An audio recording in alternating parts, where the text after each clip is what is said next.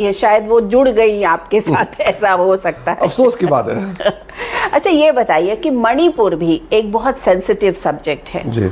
और हमेशा से लोग यही कहते रहे कि पूरे 1 साल से बहुत बहुत भयावह कांड हुआ वहां पे, सबको पता है कि उसके बावजूद भी सरकार ने या सरकार के बड़े मंत्री वहां नहीं गए, सरकार ने उसको उस तरीके से नहीं लिया जिस तरीके से उसको हैंडल करना चाहिए। आपने सवाल पूछा, मुझे भी अच्छा लगा, ये सवाल पूछना चाहिए। लेकिन प्रॉब्लम कहाँ है?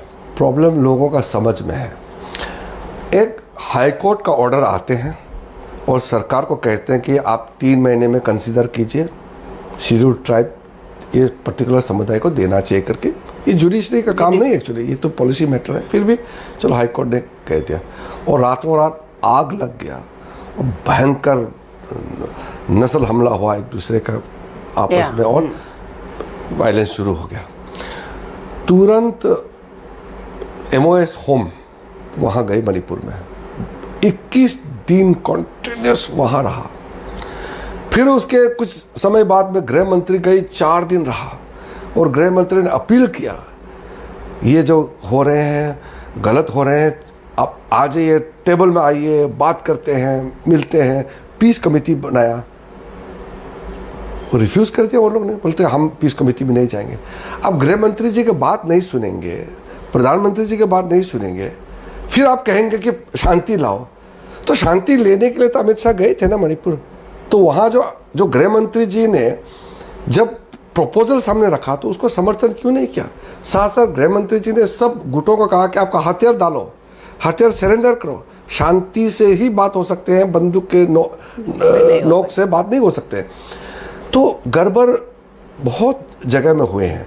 लेकिन जब लोकसभा में चर्चा ये बात आई, होम मिनिस्टर ने डिटेल से बताया, प्राइम मिनिस्टर ने 5 मिनट तक मणिपुर का बारे में बोला और पिछले साल का संबोधन 15 अगस्त में मणिपुर से ही शुरू किया। प्रधानमंत्री, ये पहला प्रधानमंत्री है कि रेड फोर्ट से 15 अगस्त का भाषण को संबोधन किया देश को कि देश मणिपुर के लोगों के साथ है। इतना करने के बाद भी अगर आप संजोए की तरीके से सरकार को बदनाम कराओगे तो वो तो ठीक नहीं है। दूसरी बात, इससे पहले जो दंगे हुए हैं मणिपुर में, इससे कई हजारों मरे हैं। तो आपको मालूम है जब सवाल उठा था पार्लियामेंट में, गृह मंत्री तो छोड़ दीजिए, राज्य मंत्री भी छोड़ दीजिए, होम सेक्रेटरी भी नहीं गई, ज्वाइंट सेक्रेटरी एक मणिपुर में जाकर के वापस आ गए और यहाँ में स्टेटमेंट दे दिया एक राज्य मंत्री ने कि ये मणिपुर का हालत ये है। उसको याद नहीं करते। आज का सरकार 10 सालों में जो नॉर्थ ईस्ट के लिए मोदी जी ने जो किया, कुछ कल्पना भी नहीं कर सकते हैं। एक ब्लॉट जो मणिपुर में अनफॉर्चुनेट घटना हुए हैं उसको लेकर के ये कर रहे हैं। और मैं कहना चाहता हूँ कि मैं आज एक वरिष्ठ अपना पार्टी में भी और सरकार में भी जिम्मेदारी पोस्ट में हूँ। मैं नॉर्थ ईस्ट आता हूँ, मैं भी एक ट्राइबल हूँ, मैं एक माइनॉरिटी हूँ। आज तक मोदी जी के कार्यकाल में एक क्षण भी हमको नहीं लगा कि कम लोगों का आवाज़ नहीं सुना जा रहा है या कमज़ोर लोगों का आवाज़ नहीं सुना जा रहा है। उस समय कांग्रेस के ज़माने में अरुणाचल के मुख्यमंत्री, नागालैंड के मुख्यमंत्री कांग्रेस थे सब लोग। वो सम्मेलन में, कांग्रेस सम्मेलन में भाषण ही करने नहीं देते थे।